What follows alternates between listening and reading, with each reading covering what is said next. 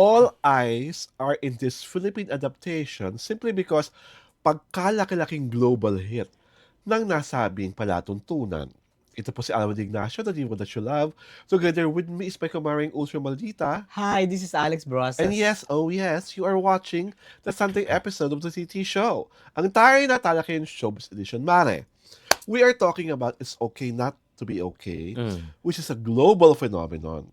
So ang tanong ng bayan, ano muna ang mga naging observations mo nung pulong balitaan para sa nasabing palatuntunan kasi present ka doon, right? Yeah. Magkwento ka muna about the press con and what happened. Si Ann Curtis was nervous Okay. because it marks her return to television acting for after an absence of how many years? Hindi ko na alam. Okay. And she didn't tell then. Uh-huh. But she is so proud of the project because it is about public awareness about depression, mental issues, autism, di ba? Yung mga ganon. Oo. And during the course of the interview, lumabas yung paghanga, collective paghanga ng cast, ng writers, ng director, kay Carlo Aquino. Who's one of the director of the show? May Aviar. Oh, yeah. Sounds familiar. Oo. Okay. Kasi yung role ni Carlo is I didn't watch the original Oo, kaya I have no idea, pero parang autistic ba si Carlo parang doon? siya, yung character, parang isip bata. Hindi autistic. Isip bata talaga siya. Isip bata yung katauhan na gagampanan ni Carlo. And ano naman ang reaction ni Joshua doing this given to him a very big role. Ang ganda ng role niya, ha? Oo. Tawag dito, sinabi niya na na gandang-ganda siya sa role niya. That's why he accepted it. Tsaka, they did some workshop. Yes. Kasi parang maselan yung di ba? Oo. Yung subject matter, yung ganun. How did Carlo react to the early praise? Hindi nga siya, sabi nga ni Robby Domingo, I didn't know it was Carlo's birthday kasi lahat papuri sa kanya. Talagang nalunod siya sa papuri. Of course, Carlo is a very good actor. Yes. 'Di ba? Ibang dating noon eh. 'Di ba? Talagang he can hold a candle to any actor na ka-eksena niya. Napaka-dark ng It's Okay Not to Be Okay because yung character ni Ann Curtis is a fairy tale writer, pero yung fairy tales niya gory. Laging tragedy Kaya ang pala nangyayari. black. Tapos yung mga characters niya nagpapakamatay, nagsasaksak, nagbibigte, pero disguised as a fairy tale. Tapos may dahilan kung bakit alis ng alis. Sa original, yung magkapatid kung saan sila napapadpad. Because there's a season na kinakatakutan ng character ni Carlo Aquino. Na pag nangyayari yung season na yon, they have to move out. Oo, kasi naano talaga siya. Naaning-aning. Naaning-aning. At ano rin yung role ni Ann Curtis sa original, aggressive. Siya talaga yung literal na naghahabol kay Joshua Garcia. Tapos may kababata, supposedly si Joshua Garcia, dapat. Na parang merong silent love triangle na nangyayari. Pero may eksena kasi dyan na isa pang nakakatuwa sa original, nagkikwento sila while having lunch yung mag-anak sa original. Tapos ang drama.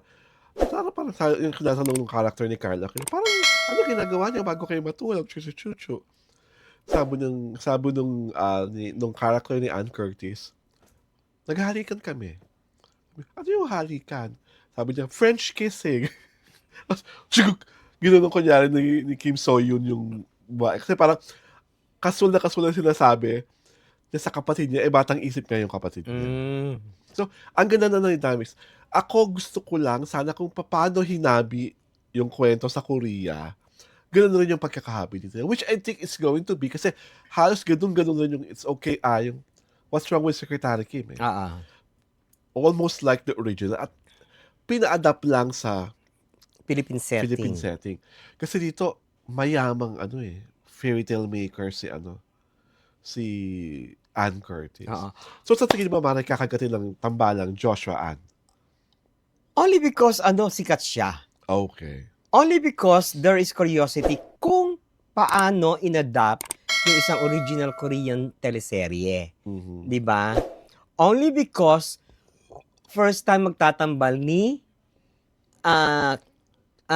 Joshua Garcia and Ann Curtis. Nagpakita naman ng trailer.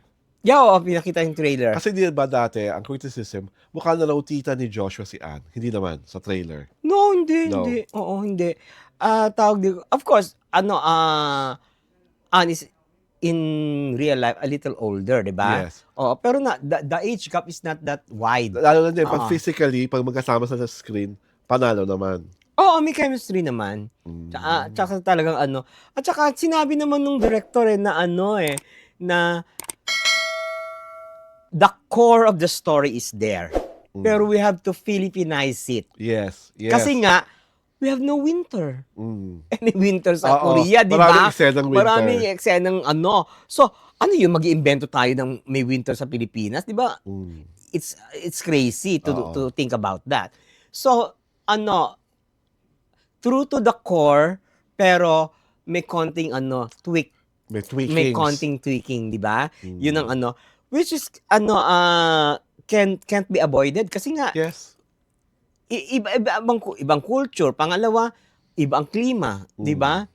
Tsaka iba yung yung temperament. Feel, yung feel ng Pilipino iba rin, di ba? We adjust, ganun ang nangyari.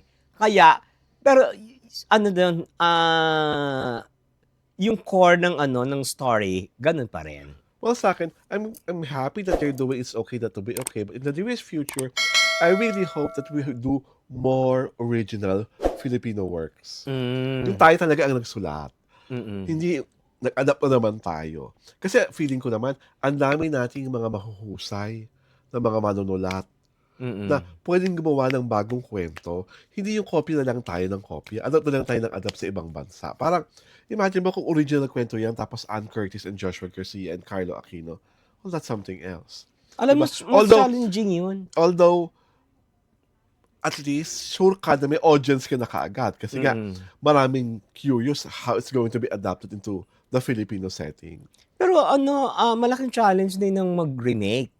Kasi, lalo na kung Korean. Kasi ang mga Koreano, mataas ang standard ng nire-remake mo saka mga Koreano mahigpit. Yeah. Hindi ka masyadong pwedeng mag-tweak. Talagang lahat pinakikialaman nila. Hindi ka pwedeng mag-tweak ng OA na OA. Lalo na kailangan yung kung ano yung vision ng show nila. Yung essence ng vision makukuha natin. Hindi siya pwedeng mag-stray away from the core. Or else. Kaya that makes it doubly challenging. Diba? Kasi nga, sabi mo, when is this going to be shown? July, what's today? 1? Ano bang 18 ba? Matagal pa. Oo, 18. Matagal pa siya. I don't know if I'm correct. Parang July 18 ang pagkakaano ko, alaala. But it will come after what show? I don't know. Pero pagtapos ng Incognito siya na.